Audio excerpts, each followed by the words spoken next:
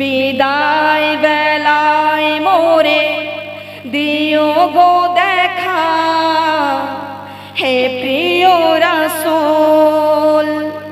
বিদায় বেলায় মোরে দিও গো দেখা, হে প্রিয় রাসূল। বিদায় বেলায় মোরে দিও গো দেখা, হে প্রিয় রাসূল।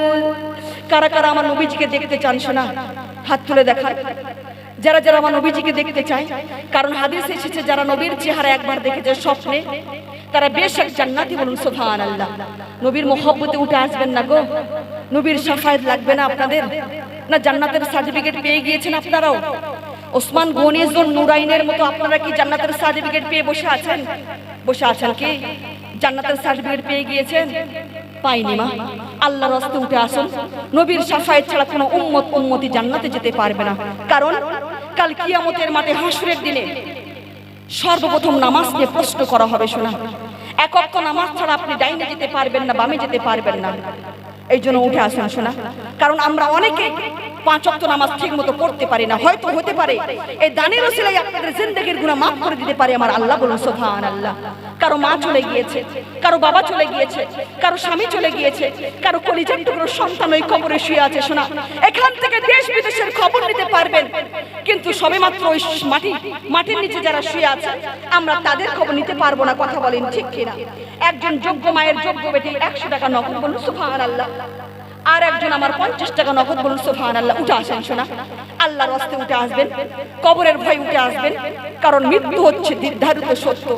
আমার নবী বলবেন, ওগো আল্লাহ, আমি নবী কবরে থাকতে পারবো না, আমার উম্মতকে ছাড়া আমি নবী কবরে থাকতে পারবো না।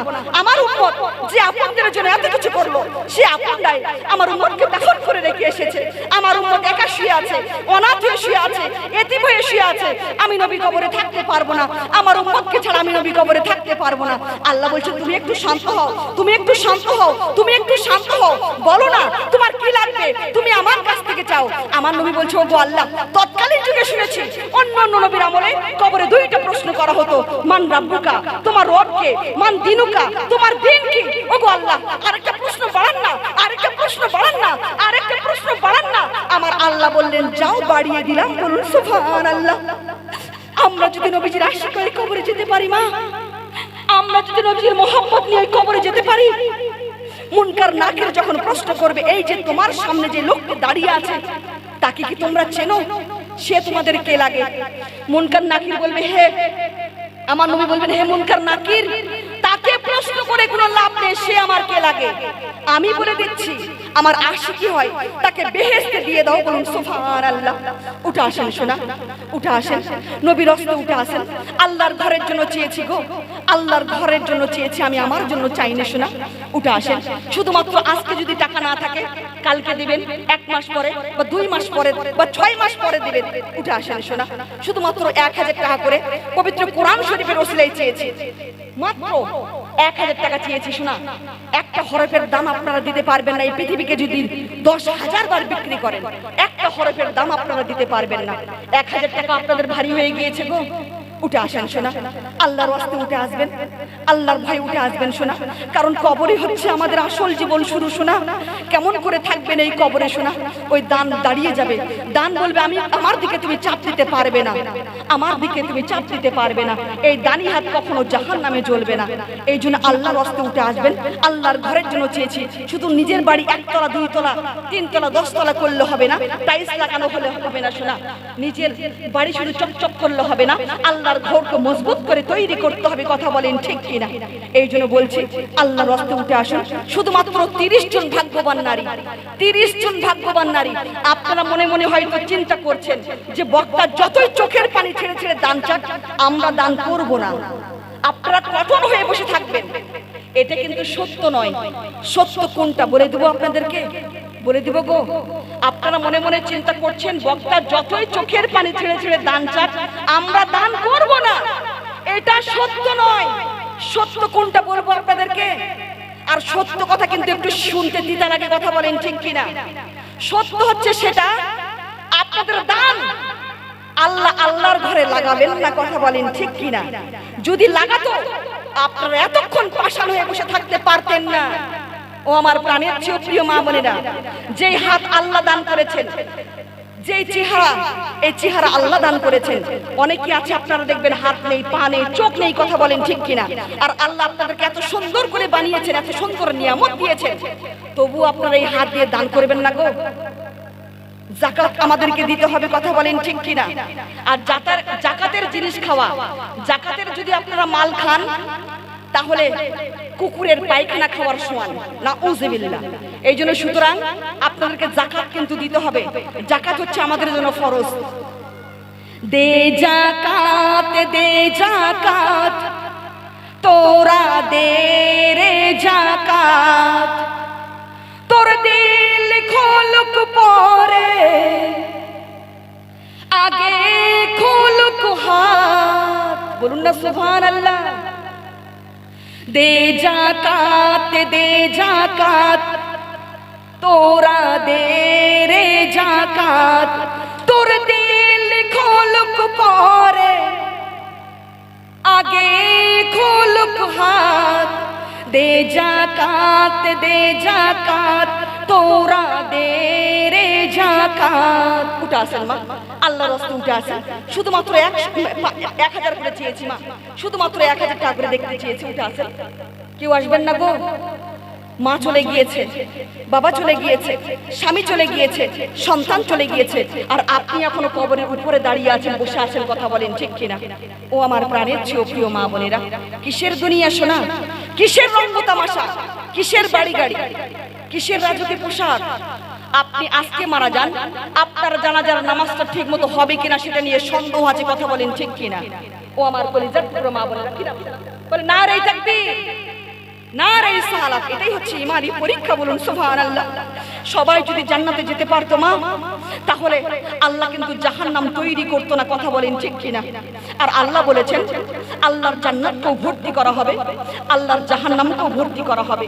এই যে দেখেন দানি হাত, কি নাম শোনা বলি? জাহান্নারা বিবি, বলুন সুবহানাল্লাহ।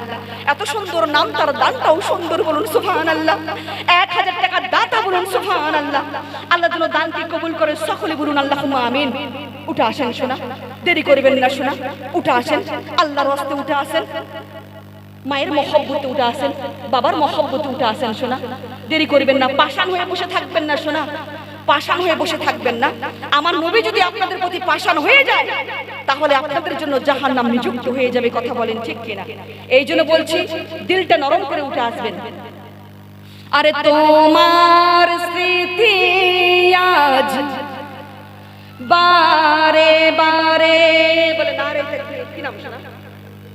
মুনজিলা খাতুন, 500 টাকা নগদ আর 500 টাকা বাকি নগদে, আলহামদুলিল্লাহ। 500 টাকা নগদ, বলুন সুবহানাল্লাহ।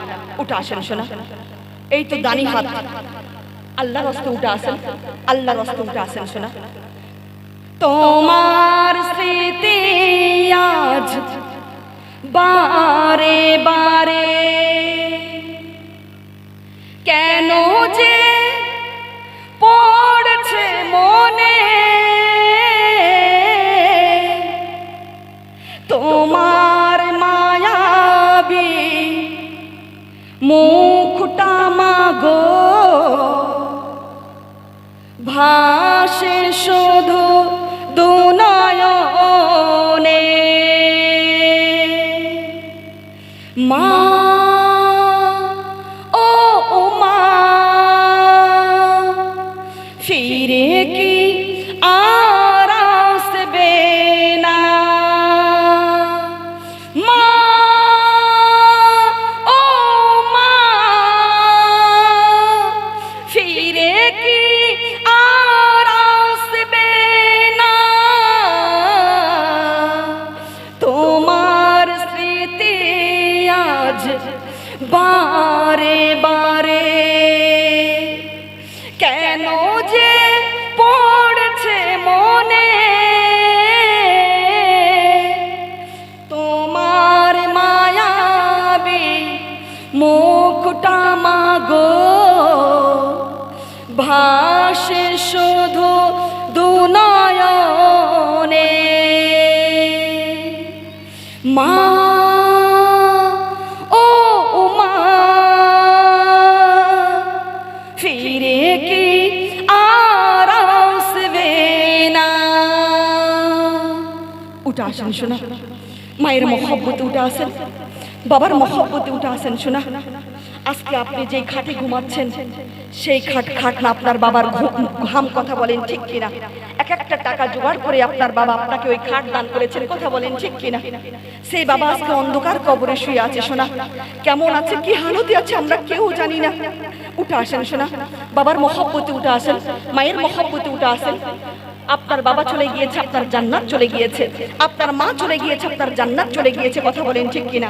হাদিসে এসেছে বাবা মায়ের দিকে যদি আপনারা মায়ের নজরে তাকিয়ে থাকেন, আপনার আমলনামায় কবুল হজের সওয়াব লেখা হয়। বলুন সুবহানাল্লাহ। আমি মুসলিমা যদি 5 লাখ টাকা হজে খরচ করে যদি হজে যাই, হজ কবুল হতেও পারে, নাও হতে পারে, কিন্তু আমি যদি মায়ের মহব্বতে, মায়ের ভালোবাসায়, যদি মায়ের মুখের দিকে নজরে যদি সুন্দর করে তাকিয়ে থাকি, আমার আমলনামায় কবুল হজের সওয়াব দেওয়া হবে। বলুন সুবহানাল্লাহ। এই জন্য উঠে আসেন শোনা, আদর সোয়াগে আর ভালোবাসায় ভরিয়ে দিতে মাগো তুমি আমায়। আজ তুমি কোথায় হারিয়ে গেলে, আজ তুমি কোথায় হারিয়ে গেলে, একবারও কি আমায় পড়ে না মনে? তোমার স্মৃতি আজ বারে বারে কেন যে পড়ছে মনে? তোমার মায়াবী মুখটা মাগো ভাসে শুধু দুনয়নে। মা ও মা ফিরে কি আর আসবে না। মাকে বেঁচে থাকতে শোনা, মাকে একটা ভালো মন্দ খাবার খাওয়ালে না, মাকে একটা ভালো পোশাক কিনে দিলে না, সেই মা অন্ধকার শুয়ে আছে। কেমন হয়ে শুয়ে আছে আমরা কেউ জানি না, কথা বলেন ঠিক কিনা? মায়ের হস্তে উঠে আসুন শোনা, বাবার মহব্বতে উঠে আসুন, আল্লাহর ভাই উঠে আসুন, নবীর মহব্বতে উঠে আসুন শোনা। নবীর ঘর, নবীর ঘর, নবীর আল্লাহর ঘরের জন্য চেয়েছি শোনা, আমার জন্য চাইনি। উঠে আসেন শোনা। ও বুঝে মন সদা খোঁজে তোমাকে, কি করে বোঝাই আর পাবো না মাকে? আজ তুমি কোথায় হারিয়ে গেলে, আজ তুমি কোথায় হারিয়ে গেলে, একবারও কি আমায় পড়ে না মনে? তোমার স্মৃতি আজ বারে বারে কেন যে পড়ছে মনে? তোমার মায়াবী মুখটা মাগো ভাসে শুধু দুনয়নে। মা ও মা ফিরে কি আর আসবে না। ও আমার প্রাণের চেয়েও প্রিয় মা বোনেরা, পাষাণ হয়ে বসে থাকবেন না শোনা। আজকে যদি আপনি পাষাণ হয়ে বসে থাকেন আর আমার নবী যদি আপনাদের প্রতি পাষাণ হয়ে যায়, আপনারা জান্নাতে যেতে পারবেন গো? জান্নাতে যেতে পারবেন? পারবেন না শোনা। ও আমার কলিজার টুকরো মা বোনেরা, এখনো সময় আছে। সময় থাকতে সময়ের মূল্য দিতে হবে, কথা বলেন ঠিক কিনা? কারণ সময় কিন্তু অতি চালাক, কথা বলেন ঠিক কিনা? যৌবনের লোভ দেখিয়ে শৈশবকে কেড়ে নেয়, অর্থের লোভ দেখিয়ে যৌবনকে কেড়ে নেয়, দুনিয়ার লোভ দেখিয়ে আখিরাতকে কেড়ে নেয়, অবশেষে মৃত্যু এসে সবকিছুই কেড়ে নিয়ে চলে যায়, কথা বলেন ঠিক কিনা? এই জন্য বলছি সময় থাকতে সময়ের মূল্য দিতে হবে শোনা। কারণ বছর যাচ্ছে, মাসের মতো, মাস যাচ্ছে সপ্তাহের মতো, সপ্তাহ যাচ্ছে ঘন্টার মতো, আর ঘন্টা যাচ্ছে মিনিটের মতো। কথা বলেন ঠিক কিনা? এই জন্য বলছি উঠে আসুন, দেরি করবেন না। এতগুলো মারা বসে আছেন, আল্লাহ রসুলের কথাগুলো শুনতে ভালো লাগে কিন্তু দান করতে ভালো লাগে না। কথা বলেন ঠিক কিনা? ও আমার কলিজার টুকরো মা বোনেরা, শুধু শুনলে হবে না, শোনা আমল করতে হবে। এবং আমল এমন একটা, তার মধ্যে এই দানটাও হচ্ছে আমল। এই দান হচ্ছে আমল। ও আমার প্রাণের চেয়ে প্রিয় মা বোনেরা, ইবাদতের মূল খুঁটি। উঠে আসেন শোনা, উঠে আসেন। ও আমার প্রাণের চেয়ে প্রিয় মা বোনেরা, মনে রাখবেন শোনা, এমন কোন ঘরে পরিস্থিতি সৃষ্টি করবেন না যাতে করে সন্তানকে কাঠগড়ায় দাঁড় করাতে হয়। কথা বলেন ঠিক কিনা? স্বামী আর স্ত্রী যদি ঝগড়ায় লিপ্ত হয়ে যায়, সন্তানের কোনো হুঁশ থাকে না, সে কোন দিকে যাবে? মায়ের দিকে যাবে না বাবার দিকে যাবে? সুতরাং এমন কোন ঘরে পরিস্থিতি সৃষ্টি করবেন না। নারীর ধ্বংসের তিনটি কারণ। কয়টি কারণ বললাম? তিনটি কারণ। এক নম্বরে পিয়ারা নবী সাল্লাল্লাহু তাআলা আলাইহি ওয়াসাল্লাম ইরশাদ করেছেন, যেই সমস্ত নারী তার স্বামীর সাথে জেদ বজায় রাখে, সেই সমস্ত নারী যেন ধ্বংসের দিকে এগিয়ে গেল। সকলেই বলুন নাউযুবিল্লাহ। দুই নম্বরে নারী তাকবীর। কি নাম সোনামণি? এতক্ষণ কোথায় ছিলেন গো? আলহামদুলিল্লাহ, সাবিনা ইয়াসমিন ১৫০০ টাকা নগদ। বলুন সুবহানাল্লাহ। আল্লাহ যেন দানকে কবুল করে। সকলে বলুন আল্লাহুম্মা আমিন। উঠে আসেন শোনা, এটাই তো ইমানি পরীক্ষা, এটাই হচ্ছে ইমানি পরীক্ষা। বলুন সুবহানাল্লাহ, আলহামদুলিল্লাহ। উঠে আসেন শোনা, ৫০০ করে তো উঠে আসবেন। ১০০০ না পারবেন তো ৫০০ করে উঠে আসবেন গো। ৫০০ করে যদি আপনারা উঠে আসেন, ৫০০ করে যদি উঠে আসেন, এখানে ভর্তি হয়ে যাবে এই ডালা। উঠে আসেন শোনা। ২ নম্বর ধ্বংসের কারণ হচ্ছে, নারীর ধ্বংসের ২ নম্বর কারণ হচ্ছে, যে সমস্ত নারী তার স্বামীর সাথে জেদ বজায় রাখে, সেই সমস্ত নারী যেন ধ্বংসের দিকে এগিয়ে গেল। সকলে বলুন নাউযুবিল্লাহ। ৩ নম্বরে পিয়ারা নবী সাল্লাল্লাহু তাআলা আলাইহি ওয়াসাল্লাম বলেছেন, সেই সমস্ত নারী যেন ধ্বংসের দিকে এগিয়ে গেল যেই সমস্ত নারী তার মা এবং মাসির কুপরামর্শতে তার স্বামীর সংসারে এসে বিবাদ সৃষ্টি করে। কথা বলেন ঠিক কিনা? ও আমার প্রাণের চেয়ে প্রিয় মা বোনেরা, স্বামী স্ত্রীর বন্ধনটা হচ্ছে এমন মা, হাত ও চোখের মতো। কার মতো বললাম? হাত ও চোখের মতো। আরেকজন বোন আমার ১০০ টাকা নগদ। হাত ও চোখের মতো, কারণ হাতে ব্যথা পেলে চোখ দিয়ে জল ঝরে, আর চোখ দিয়ে জল ঝরলে সেই হাত আবার চোখের জল মুছে দেয়। বলুন সুবহানাল্লাহ।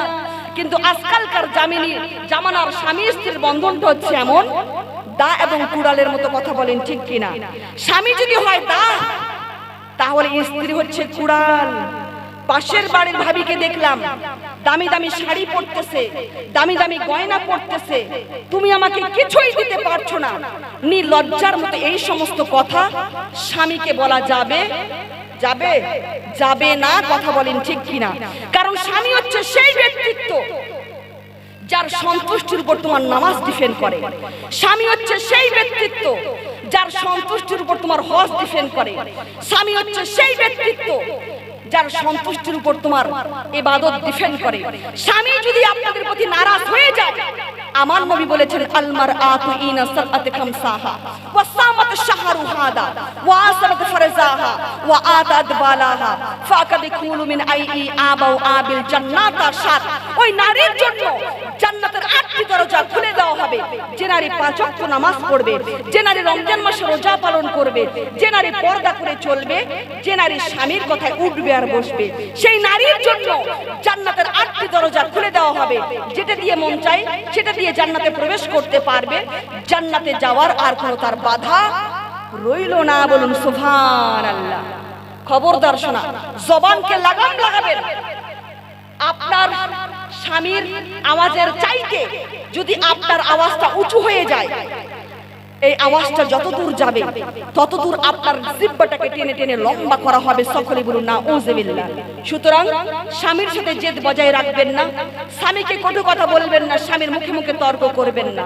কারণ স্বামীর পায়ের নিচে হচ্ছে স্ত্রীদের কি জান্নাত। বলুন সুবহানাল্লাহ। আর স্বামীর জান্নাত কোথায় আছে বলবো গো? কারা কারা শুনতে চান হাদিসটা হাত তুলে দেখান তো। আলহামদুলিল্লাহ, আলহামদুলিল্লাহ বলে দিয়ে যাবো শোনা। ও আমার প্রাণের চেয়ে প্রিয় মা বোনেরা, আমাদের স্বামীর পায়ের নিচে হচ্ছে স্ত্রীদের জান্নাত, মানে আমাদের জান্নাত। আর স্বামীর জান্নাত কোথায় আছে আজকে আপনাদেরকে বলে দিয়ে যাব। তার আগে আপনারা কারা কারা স্বামীর সাথে জান্নাতে থাকতে চান হাত তুলে দেখান শোনা। কারণ আল্লাহ দেখছে, আল্লাহর ফেরেশতারা ক্যামেরা করছে, অডিও ভিডিও সমস্ত ক্যামেরা ভাইরাল করা হবে। যারা যারা সত্যি স্বামীর সাথে জান্নাতে থাকতে চান তারা তারা হাত তুলবেন। আর যারা যারা মনে করেছেন না স্বামীর সাথে জান্নাতে থাকবো না, নো প্রবলেম, কোনো প্রবলেম নেই। আপনার স্বামীর জন্য জান্নাতে হুর রেডি করা থাকবে, একটা দুইটা হুর না, 70টা হুর রেডি করা থাকবে। আপনারা তখন চোখে আঙ্গুল দিয়ে কান্না করবেন, এই দাঁত আপনাদের বের হয়ে যাবে শোনা। হক কথা বলতে এসেছি, বলে দিয়ে যাব। আপনারা বেজার হলে বেজার হবেন, আমার কোনো যায় আসে না। আপনারা যদি স্বামীর সাথে জান্নাতে থাকতে না চান, কোনো সমস্যা নেই, স্বামীর জন্য 70টা হুর রেডি করা থাকবে। তখন আপনারা কোথায় যাবেন গো? এই জন্য বলছি, কারা কারা স্বামীর সাথে জান্নাতে থাকতে চান হাত তুলে দেখান। সকলে বলেন ইনশাআল্লাহ। আমরা সবাই স্বামীর সাথে জান্নাতে থাকতে চাই। রে বাইরে যেও না যেন বিবিকে যাই বলি, বলুন না সুবহানাল্লাহ। আরে স্বামী ছিল কাঠোরিয়া,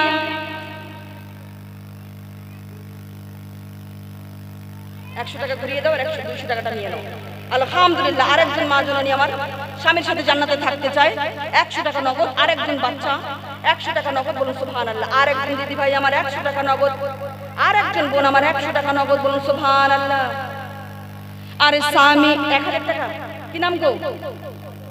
কাজল খাতুন 1000 টাকা দাতা, বলুন সুবহানাল্লাহ। আল্লাহ যেন দানকে কবুল করে, সকলে বলুন আল্লাহুম্মা আমিন।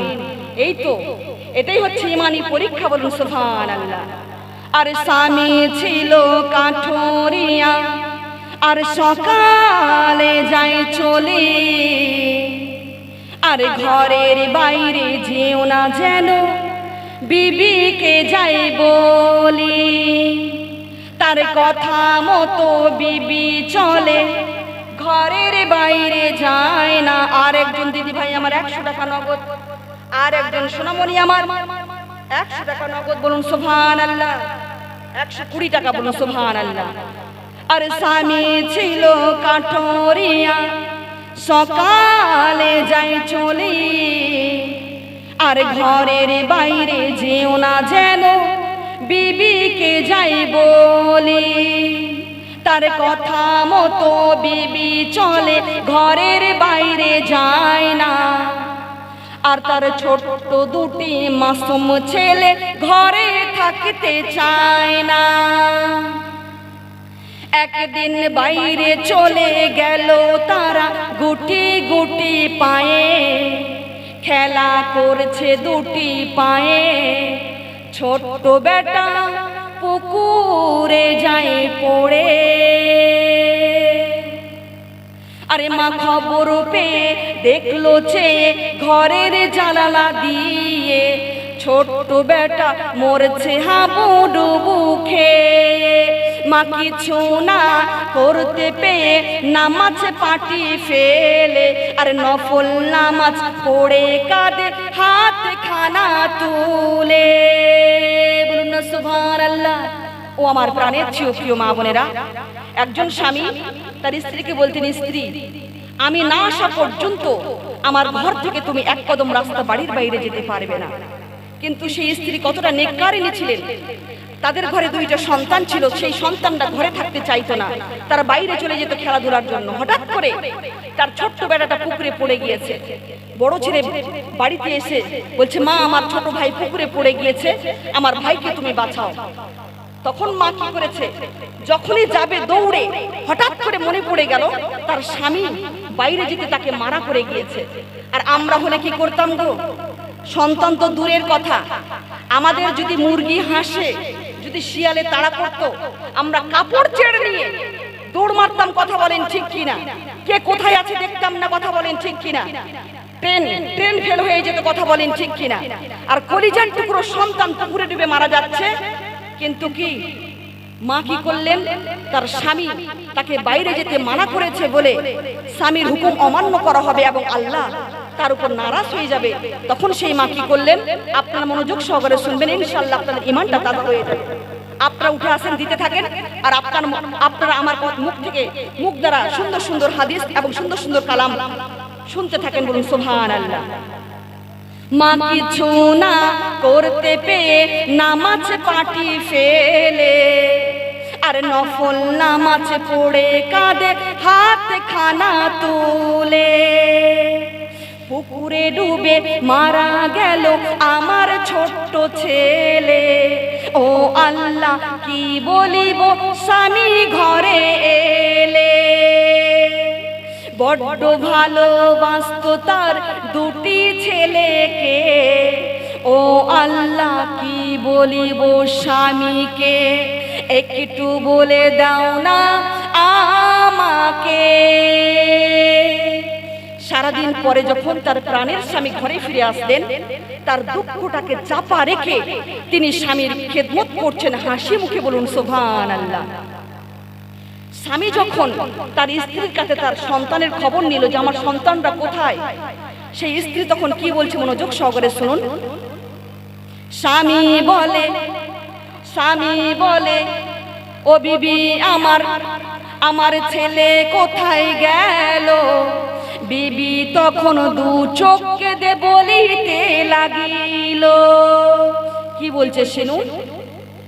বিবি বলে কাফন কিনে আনো স্বামী বাজারও থেকে, তোমার ছোট্ট ছেলেকে দাফন করতে হবে আজকে তাকে। স্বামী বলে ছেলে আমার কখন মারা গেল, আর বড় আমার মরা ছেলে কোথায় রাখা আছে। বিবি সাথে করে নিয়ে ওই শানের ঘাটে, ছেলে ওই পানিতে পড়ে আছে ইশারায় দেখিয়ে দিল। স্বামী হতাশ হয়ে দেখলে চেয়ে ওই শানের ঘাটে, ছেলে ওই ফুল নিয়ে করেছে খেলা আর মিটি মিটি হাসে। বলুন না সুবহানাল্লাহ। আর একটু মোহব্বতে বলা যায় না মা সুবহানাল্লাহ। বিবি বলে ও আল্লাহ একই খেলা, আমার মুর্দা ছেলে জিন্দা হলো কি করে বলো না।